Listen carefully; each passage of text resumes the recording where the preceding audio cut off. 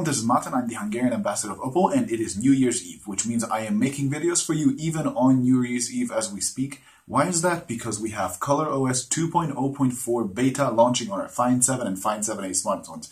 I believe this is Oppo's New Year's Eve present for you guys, and it has the #1 most requested feature of any Find 7 or Find 7a user, I believe, which is unified storage. And on top of that, there's also a new camera application and a new UI for multitasking and lots of other stuff. So let's check out how well it performs. So here we are taking a look at the 2.0.4i beta, that's what it's called. And you can see it's running on my Find 7, but this can be installed on your Find 7a as well. And as you can also see, it is running on top of 4.4.2 Android KitKat. And yeah, that much about this screen, I guess. You can only install this manually, so there's no OTA update just yet, but installing manually is very easy. Just like with previous phones, you just put it on the full memory, you go into the stock Oppo recovery, and then you flash it. So the first thing I'd like to show you, which is obviously the star of the show, is unification. You go into settings, you scroll down completely, you go into more, you choose the switch partition option, and then you carefully read all of this, because this will tell you that if you switch partition, it is going to completely erase everything from your phone, or your data, or your backups on it and everything. You should put those on your computer. So you hit this one, and then you hit switch partition. Very easy, works very well. It will reboot your phone, and after your phone is rebooted, it will, I guess, take like a minute or two. It will actually be it will actually come with unified storage. The method that they are using is called LVM.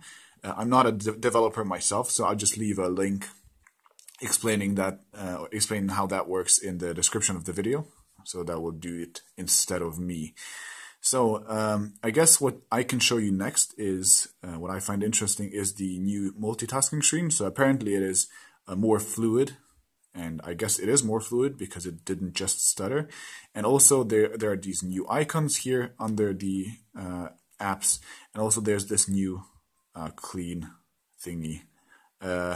Also apparently the RAM usage was optimized, which I believe it was because I have a lot of free RAM. Even though I'm not really running anything. But I did feel like it was optimized compared to previous versions. And then the next thing I would like to show to you is the camera interface, which I think is the most visually pleasing one. So let me put my N3 right here so you can get a feeling for that.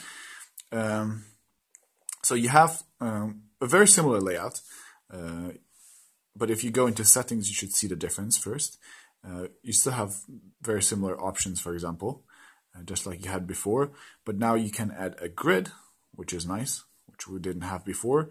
And then also you can pull up from here, and you have these options. Basically, you have normal, Ultra HD, like you have colorful night, you have slow shutter, obviously new here, and I think the most exciting one is the expert mode. So if we're going to hit that, you're going to be in basically full manual mode, where you can adjust your focus manually, which is great. I've been wanting this for a long time. You can also adjust your shutter speed, your ISO, and your exposure compensation, all manually. Amazing. This is something I've been wanting for a long time. And also white balance. And then another cool thing here is that you can adjust your focus, your autofocus, and your exposure compensation separately. So as you can see, if I tap somewhere, they're both together, and I can pull the circle away to adjust basically the brightness here. So that works pretty well, and I like this very much. So next up, we have this little plus thing here, which lets us add so-called apps, but these are basically just plugins. And right now we have RAW, GIF or GIF, I don't know, audio, photo, panorama, HDR, beautify. Let's just try out adding one, like let's see, HDR. Just hit that, and then it adds to your camera. Let's switch to, oops, that's not what I wanted to do. Let's switch to beautify. As you can see, if you've seen my N3 camera review, which you should totally check out, I've gone into more detail about the beautify option, but I'll just show you again. So in beautify, where are you little faces? There you have the little faces. You can choose between different modes. So there's natural, there's memory, there's Japanese. You get these different real-time filters basically applied, which if they're applied to your face, they look pretty cool and pretty beautify-y. You have black and white and so on, and you can adjust the level of how much beautification is applied. So much about that. It all works pretty well. I've not encountered any strange bugs so far, or no real force closes too much. So it is, I would say, probably more stable than the stable ColorOS 2.0 option for the Find 7a right now. So if you're looking for a ROM for your Find 7 or Find 7a smartphone, right now this is most definitely the option to choose.